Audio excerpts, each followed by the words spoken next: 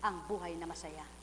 Sa kabila man ng mga pinagdaranan nyo, dusa't hilahil sa palagay nyo, katawa-tawa kayo sa kapwa nyo, silang katawa-tawa sa balang araw, sapagkat di nila nabatid kung papaano ang pagsisikap ng Ama na kayo maging tapat at gayon din kayo, kaya't kayong mga matuwid, patuloy kayong maging tuwid. Pagharian, kayong ganap, nek karameneyahanam, nek karameneyahanam, nek karameneyahanam. Buhay ba ang Diyos? Buhay ba ang Diyos? Halimbawa, binalita ng kapwa mo, ay maganda ang kita sa ganito. Yung palang maganda ang kita na yun, masinop, masikap at masipag. Ginawa niya ang mga patakaran at sinusunod niya kung paano ang dapat. Ikaw naman, naingganya ka sa maraking kita at magandang hanap buhay. Hindi mo naman ginagawa ang kanyang ginagawa. Kakamtin mo ba ang katulad sa kanya? Kaya't, ano man ang gawin ng isang taong sumusunod ang wika, ngunit kundi matularan ang halimbawa ng Kristo't Ama, paano masasabing kalugod-lugod kang anak niya? Sumainyo ang kapayapaan, mga minamahal. Nek karameneyahanam, nek karameneyahanam, nek karameneyahanam. Mahirap isuko ang bagay, lalo ng salapi kung limpa. Ngunit tandaan ninyo, walang kapantay na bagay at salapi ang buhay. Pagharian kayo. Buhay ba ang Ama? Tapat ba ang Diyos? Tapat ba ang Diyos? Dakila ba ang Diyos? Kung magkagayon, makita nyo nawa ang katapatan niya sa inyo at madama nyo nawa ang pagmamahal niyang matuwid na diretsong puso nyo kung malalasap nyo ang pagmamahal na ito. Buhay ba ang Diyos? Buhay ba ang Diyos? Tapat ba ang Diyos? Kapag may lumbay, may pampagala. Kapag may hirap, may ginhawa. At yan ang mga tinataglay na sinusurit, nililimi at patuloy na binubulay-bulay, pinagninilayan ng mga lingkod ng Ama na nagnanasang maging totoo sa Kanya. Kaya naman, kaya mo palang timpiin alang-alang sa Kanya. Kaya nyo na po bang magtimpe? Nakapagtitimpi na ba kayo? Marami na ba kayong pinagtimpian? Marami na ba kayong binata? Huwag pa rin kayong magsawa habang may buhay. Ang lahat ay may hangganan, may wakas. Laban, mahal na kapatid. Buhay ba ang Diyos? Kanya-kanyang pag-iisip yan. Kung ang anak mo ay walang pangunawa, ikaw na magulang, wala ka pa rin pangunawa, paano mo pahahayagan ng magandang unawa ang anak mo? Kaya, kung 10 ang anak mo, iba-iba ugali, pag hindi mo alam sinakyan yan at nilaro ang lahat ng iyan, hindi ka magtatagumpay. Kung bilang pagkataong gagamitin mo lamang, kaya gamitin mo ang espiritu ng katotohanan, ang Amang walang maliw sa pagmamahal. Isang halimbawa lamang yan, sa laksang bilang ng tao sa lupa, kung hindi sa lakas at kapangyarihan ng espiritu ng Ama, paano pa niya pakikitunguhan ng mararaming masasama? Ngunit sabi nga niya, mabuti at masama, pinagsama niya sa lupa, pinasisikatan ng araw, binibigyan niya ng hangin, binibigyan niya ng tubig para sila'y mabuhay. Subalit, ibang masama, ibang mabuti sa kanyang paghukom, pagharian kayo. Buhay ba ang Diyos? Naniniwala ba kayong may hukom? Sino hukom? Dito ka ba huhukuman?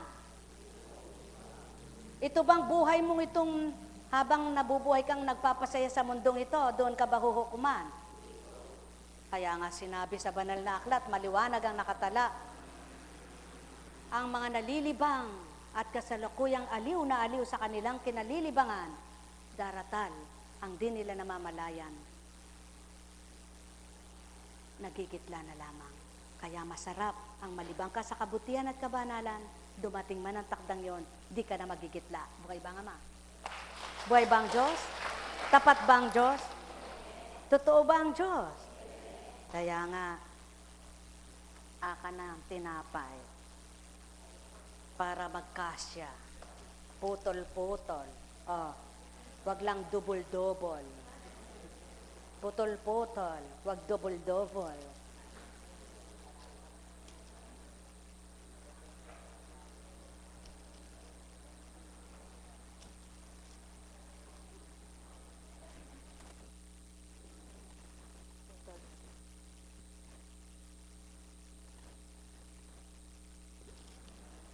Putol-putol. Putol-putol. Yan, dyan makikita nagmamahalan. Putol-putol. Putol-putol. Putol-putol. Ayun na yan. Putol-putol. Putol-putol. Yan. Putol-putol. Dyan. Putol-putol. Dyan. Putol-putol. Putol-putol. Dyan. Putol. Dyan.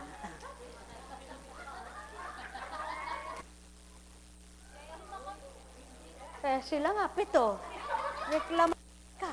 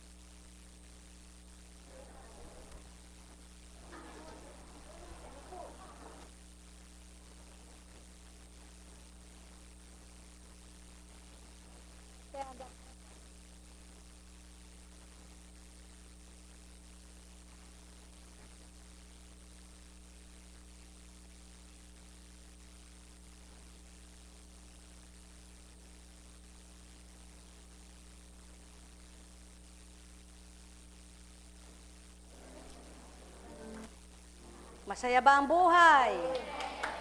Yan ang gusto ng Ama. Sa karampot at kaunti pinagkakasya ng mga anak niyang tapat sa bawat isa. Sapagkat kailangan isang mabusog, kundi lahat dapat makatikim. Putol-putol. Hanggang dyan. Putol-putol. Oh, putol-putol. Hanggang dyan, hanggang dyan. Putol-putol. Hanggang dito. Aba, magaling. Nabigyan ka na. Putol-putol. Bah, magaling pala kayo pati dito. Yan ang mababait. Putol-putol. Oh, putol-putol hanggang doon. Magaling na magaling.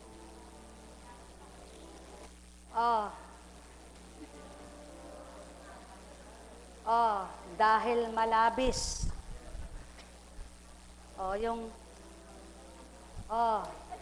Putol-putol uli.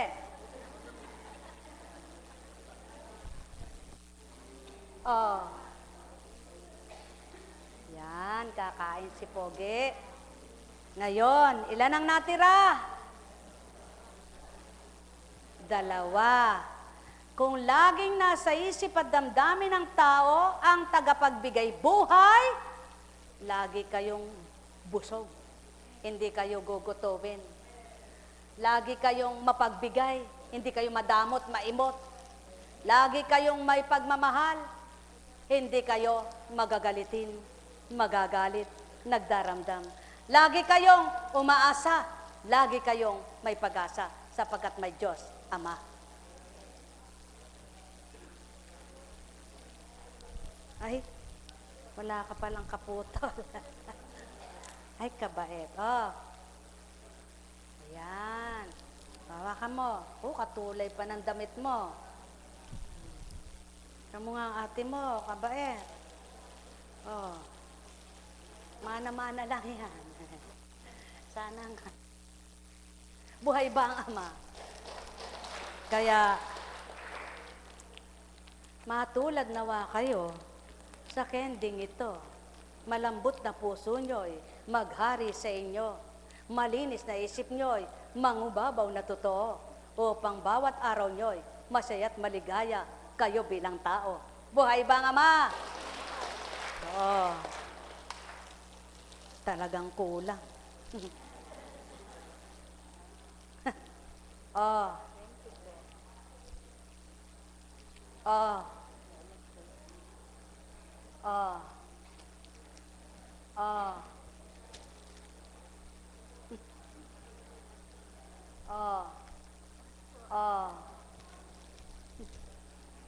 Ba't teka ako di binigyan? O sige, magpalit kayo ng kalalagayan. Oh.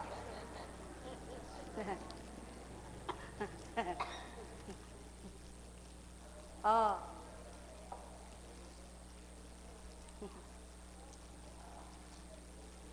Oh. Pabigay mo doon sa nanay mo.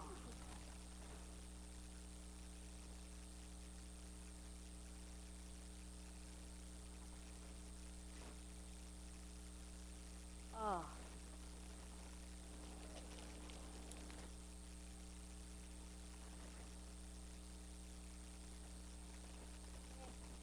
No way.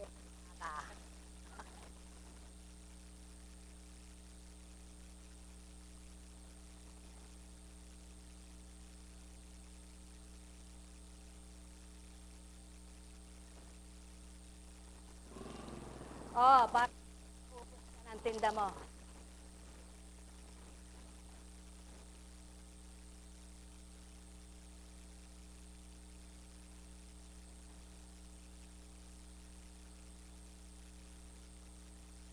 Okay pa kayo? Tigis kayo, di ba?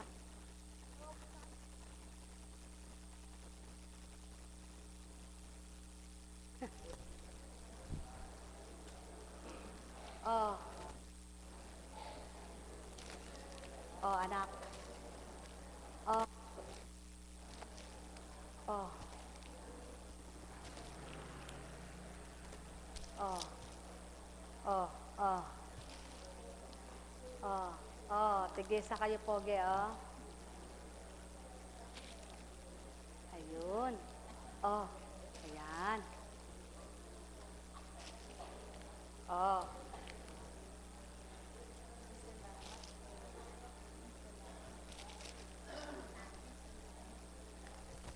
Eh. Sige po, kuha mo. Sa'yo na.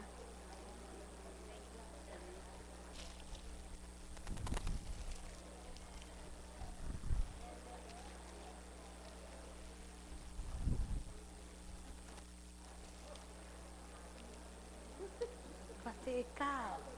O sige na nga, kawawa ka naman eh. Nakakaawa ka naman eh. Oh. Sa mga alaga mo, para bumuti na lahat. Oh. Oh.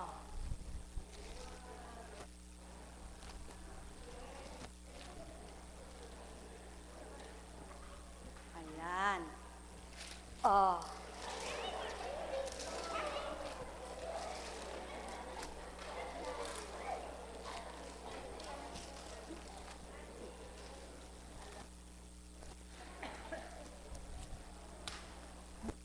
Ama, napakabuti ng Diyos. Napakadakila niya. Naramdaman niyo na ba at napatotohanan niyo ba ang kanyang kabutihan at kadakilaan?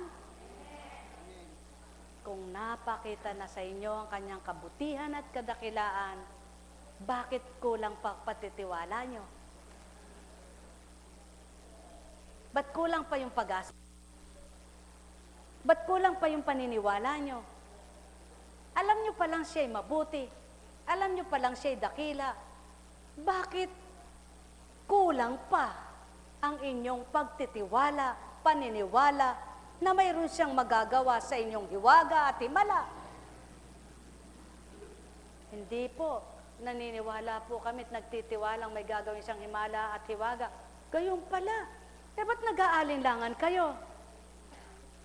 Ba't pinag-aalinlanganan niyo ang kapangyarihan niya? Paano po kaming nag-aalinlangan? Kapag kayo'y nawawala ng pag-asa. Kapag sinasabi niyo, ba't kaya ganito? Gagaling pa kaya ako? Gagaling pa kaya ito? Gagaling pa kaya yan? Yan ang patutong mapag-alinlangan ng tao. Mangyayari kaya kayon? Mapangyayari kaya yun? Napakahirap naman kasi, napaka-imposible naman. Naku, kailangan ko na eka. Ganyan ang tao. Napaka kulang sa tiwala, kulang sa paniniwala, kulang sa pananalig, kulang sa pananampalataya, kulang sa pag-asa, sapagkat hindi naniniwalang dakila siya. Mabuti siya. Makapangyarihan siya. Sapagkat kung totoo ang paniniwala at pagtitiwala ng tao, araw at gabi, mananalig siyang ang lahat ay may wakas. Magtitiwala siyang makasasadyad na ganap. Aangkinin niyang matatapos din ang dilim ng kanyang buhay. Ang gulo ng kanyang buhay. Aayusin, liliwanagin ng Ama. Nagkamali man siya, nagkasala man siya, sapagkat alam niya, mahal na mahal siya ng Ama. Kaya babalik siya, magbabalik loob siya, magsisisi siya bilang anak niya. Nagawa niyo ba yan? Ginagawa niyo ba yan? Kung magkagayon, totoo kayo sa pagtanggap na dakila, mahiwaga, mapagpala, at makapangyarihan siya. Pagharian kayo. Nek karameneyahanam, nek karameneyahanam, nek karameneyahanam. Buhay ba ang Diyos? Tapat po ba ang Diyos?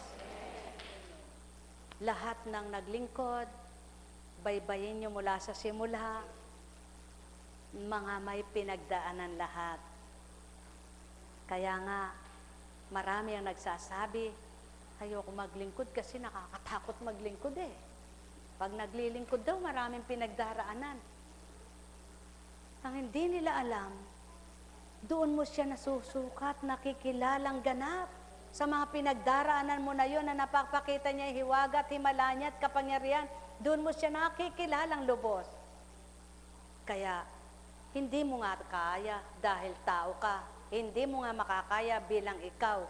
Ngunit makakaya mo kung totoo ka ng sumuko at kung totoo ka ng tumanggap sa Kanya sa pamamagitan ng Espiritu niya. Kaya, sa hindi mo namamalayan, araw at gabi nakakaulagpos ka, araw at gabi ba't sumusunod ka, araw at gabi ba't tumatalima ka, araw at gabi ba't gusto mo maglingkod sa Kanya. Dahil ikaw man sa sarili mo, hindi mo kayang ipaliwanag, hindi mo kayang alamin. Bakit? Anong may kapangyarihan ng Diyos mo na pinaglilingkuran at nagagawa kanyang pihitin ang isip, pihitin ang damdamin? Ba't sumusunod ka? Samantalang ayaw mo na. Bakit nagagawa niyang sumunod ka pa, anak ko? At magpapasalamat ka pala sa Kanya sa pagsunod mo, hindi ka magsisisi sapagkat may pakikita pala siya sa dako roon na paghirap mo, mayroon palang nakalaan sa iyo. Kaya sa bawat pinagdaraanan mo at napagtagumpayan mo, masasabi mong, salamat sa iyo. Kaya may awit na salamat. May awit na purihin ka. May awit na dakila ka. May awit na salitang para rangalan ka. Sapagkat kung hindi nga ito nagaganap sa mga anak niya, walang magsisiwalat at walang maghahayag na gayon nga sila. Buhay ba ang Ama? Kaya sa inyong lahat, sumainyo ang kapayapaan. Mahirap paniwalaan. Napakahirap pagtiwalaan. Lalo't isip at damdamin mo'y pagkatao. Ngunit madaling tiwalain, pagtiwalaan at magtiwala kapag ang puso't isip mo'y iba dahil iniba ng Espiritu niyang tinanggap mo. Sumainyong kapayapaan, pagharian kayo, mga minamahal ko. Nekkaramaneyahanam, nekkaramaneyahanam, nekkaramaneyahanam. Buhay ba ang Diyos? Tapat ba ang Diyos? Dakila ba ang Diyos? Dakila ka, o aking Ama, ang lahat sa buhay ay ikaw lamang. Wala kang kapantay, magpakailanman. Gawa mo'y kay inam, iwaga mo'y taglay. Noon ngayon at kailanman, ang salita mo ay buhay. Buhay na buhay kailan pa man. Hindi napaparang, hindi mapaparang, hindi mamamatay sa sanlibutan. O Ama, kay buti mong tunay, paghahari mo'y buhay na buhay. Di kayang pantayan ng sino mang nilalang ang taglay mong katalinuhan, at di kailanman ito mawawalay sa sandaigdigan. Kaya't patuloy mong ialay sa bawat anak mong nagmamahal ang taglay mong di kayang liripin ng sinuman. Yaong kapangyarihan mong magpagaling, kapangyarihan mong magpagaling. Di na masakit? Di masakit? Oh, masakit? Hindi masakit? Anong pangalan mo? Second anak. Bangon mo nga siya. May dumi. Okay lang, may dumi. May diaper naman siya. Anong dumi niya? Matigas. Tingnan mo. Tigas na. May dumi ka pala. Ang baho.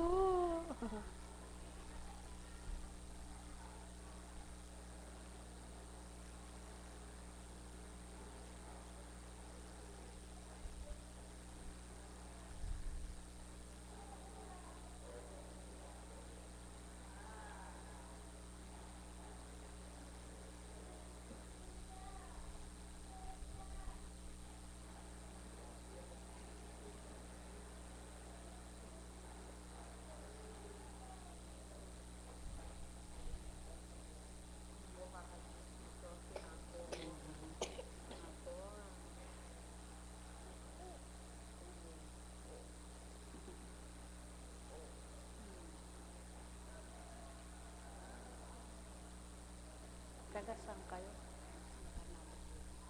San Fernando.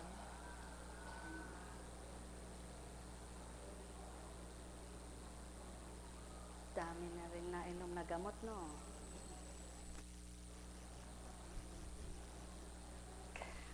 Kung magsusuri lang kayo, laging sinasabi, hindi sa gamot ang kagalingan, hindi gamot ang magpapagaling, hindi tao magpapagaling, kundi ang Diyos na buhay. Instrumento lang lagi ang mga gamot. Ngayon, Maraming pangalan ng gamot. Iba't ibang pangalan ng gamot. Gamot sa ubo, gamot sa sipon, gamot sa iba-ibang pangalan.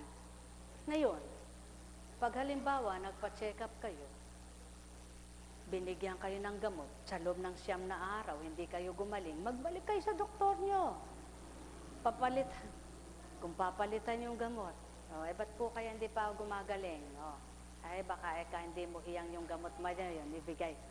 Pag binigyan kayo ng ibang gamot, di pa rin kayo gumaling, magnilay na kayo. Tama po ba?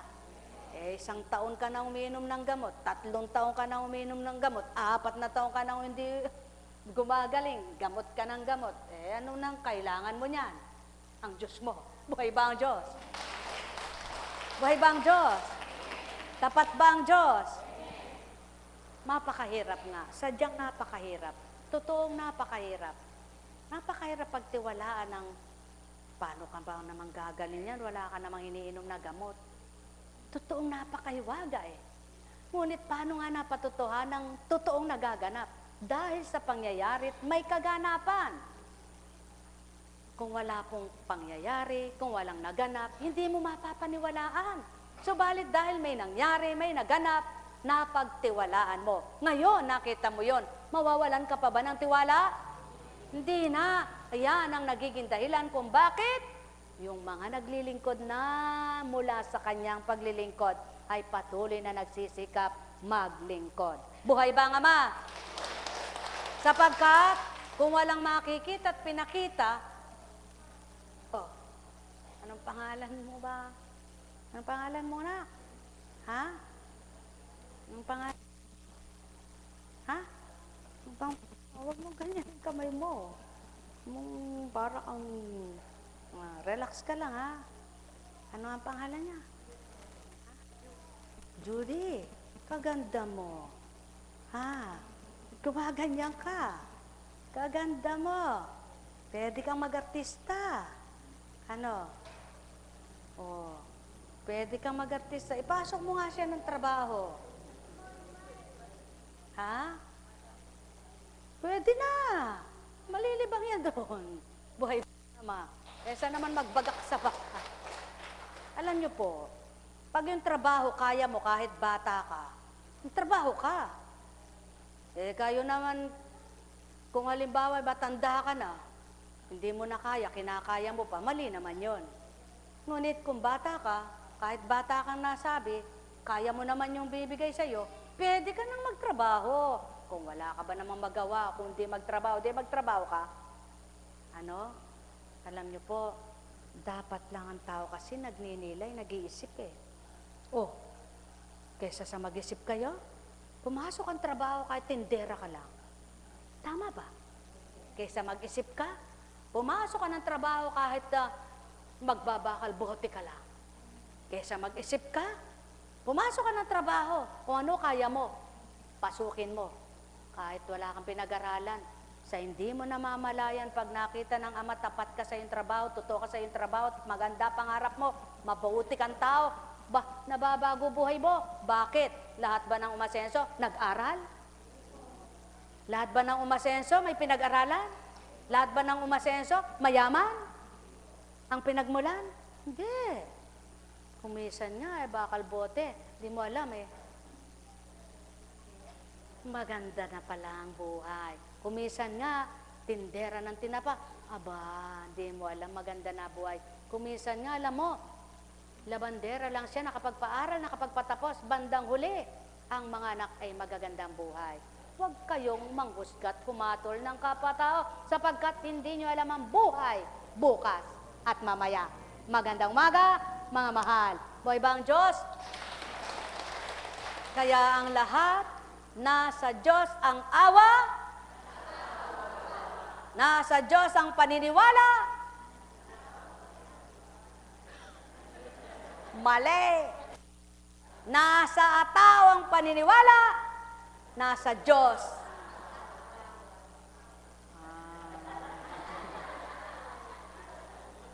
Nasa Diyos ang paniniwala, nasa tao ang gawa.